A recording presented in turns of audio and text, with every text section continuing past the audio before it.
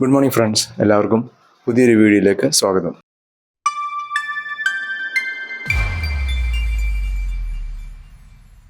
നമ്മൾ ഇന്ന് സംസാരിക്കാൻ പോകുന്നത് ഫോട്ടോഗ്രാഫിങ് മണ്ടൈൻ സബ്ജക്ട്സ്.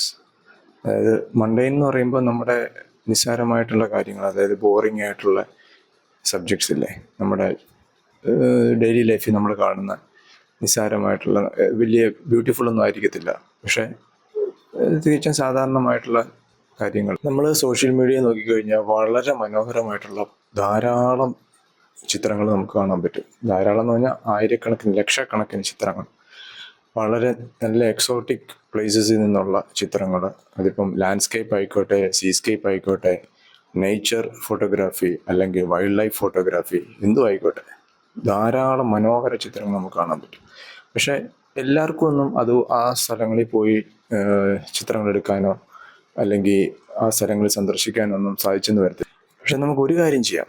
നമ്മുടെ ചുറ്റുവട്ടങ്ങളിലോട്ടൊന്ന് കണ്ണോടിച്ചാൽ ധാരാളം നമ്മൾ ഡെയിലി കാണുന്ന, നിസ്സാരമായിട്ട് നമ്മൾ കണക്കാക്കുന്ന, നമ്മൾ വലിയ അതിനൊരു ഇമ്പോർട്ടൻസ് കൊടുക്കാത്ത ധാരാളം സബ്ജക്ട്സ് നമുക്ക് കാണാൻ പറ്റും. ഉദാഹരണത്തിന് നമ്മൾ ഓഫീസിലോട്ട് പോകുന്ന വഴിക്ക്, അല്ലെങ്കിൽ സാധനം വല്ലതും മേടിക്കാം ഗ്രോസറി സ്റ്റോറിലോട്ട് പോകുന്ന വഴിക്ക്, അല്ലെങ്കിൽ ചുമ്മാ വെറുതെ ഒരു വാക്കിന് പോകുന്ന വഴിക്ക്, എല്ലാം ഒത്തിരി നമ്മൾ ഡെയിലി കാണുന്ന സംഗതി ആയിരിക്കും. പക്ഷെ നമ്മളതിന് കൂടുതൽ ഇമ്പോർട്ടൻസ് കൊടുക്കാത്ത, നമ്മൾ വെറുതെ നിസ്സാരമായിട്ട് കണക്കാക്കി വിടുന്ന സബ്ജക്ട്സ്, അതിനെയാണ് മണ്ടൈൻ സബ്ജക്ട്സ് എന്ന് വിളിക്കുന്നത്. ആർട്ടിസ്റ്റുകൾക്ക്, അതായത് ഫോട്ടോഗ്രാഫേഴ്സിന് മാത്രമല്ല, ഏത് ആർട്ട് ഫോമിലുള്ള ആർട്ടിസ്റ്റുകൾക്കും പലപ്പോഴും സംഭവിക്കാവുന്ന ഒരു ഇതാണ് ക്രിയേറ്റീവ് ബ്ലോക്ക്. കുറേ ആയി കഴിയുമ്പോഴത്തേനും നമുക്ക് പിന്നെ എന്ത് ചെയ്യണം, അതായത് ക്രിയേറ്റീവായിട്ട് എന്താ ചെയ്യേണ്ടതെന്നുള്ളൊരു കൺഫ്യൂഷൻ, അല്ലെങ്കിൽ ഒരു സ്റ്റക്കായിട്ട് നിൽക്കുന്ന ഒരു മൈൻഡ് സ്റ്റക്കായിട്ട് നിൽക്കുന്ന ഒരു അവസ്ഥ. നമ്മുടെ ചുറ്റുമുള്ള ഈ നിസ്സാരമായിട്ടുള്ള കാഴ്ചകൾ നമ്മൾ ഫോട്ടോ എടുക്കുമ്പോഴത്തേന് നമുക്ക് ആ ക്രിയേറ്റീവ് ബ്ലോക്ക്, ആ ഒരു സ്റ്റക്കായിട്ട് നിൽക്കുന്ന ഒരു അവസ്ഥ, അതിൽ നിന്നൊരു മോചനം നമുക്ക് കിട്ടും. അതായത് നമുക്ക് കുറേ കൂടെ ക്രിയേറ്റീവായിട്ട് തിങ്ക് ചെയ്യാനും ക്രിയേറ്റീവായിട്ട് ഓരോ കാര്യത്തിനെ അപ്രോച്ച് ചെയ്യാനുള്ള ഒരു ഇതായിട്ട് ഇതിനെ കാണാം.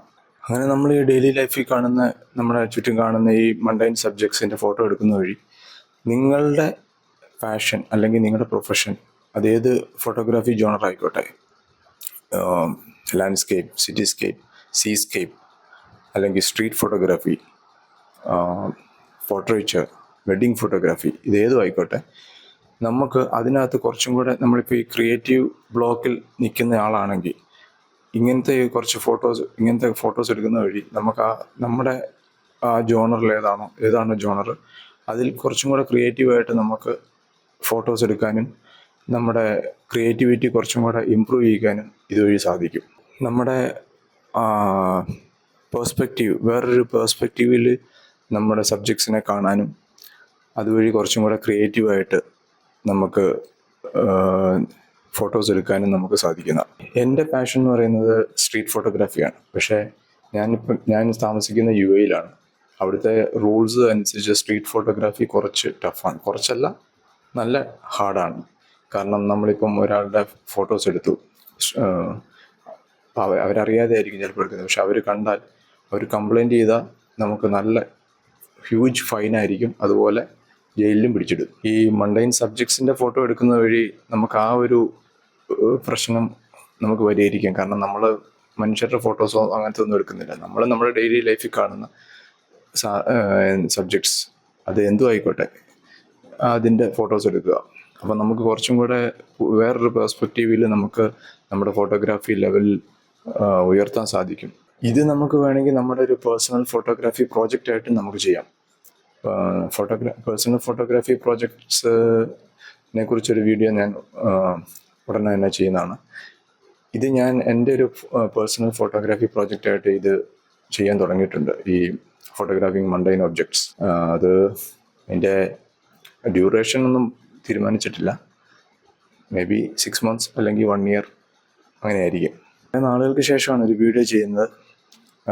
ഈ വീഡിയോ നിങ്ങൾക്ക് ഇഷ്ടപ്പെട്ടെങ്കിൽ please like, share and subscribe. ഇഷ്ടപ്പെട്ടാലും ഇഷ്ടപ്പെട്ടില്ലെങ്കിലും അഭിപ്രായം ഒന്ന് പറയണം. ഇനിയും കൂടുതൽ ഇമ്പ്രൂവ് ചെയ്യാനുള്ള എന്തെങ്കിലും നിങ്ങളുടെ ഭാഗത്തു നിന്നുള്ള നിർദ്ദേശങ്ങളുണ്ടെങ്കിൽ അതും അറിയിക്കുക. So thank you so much for watching this.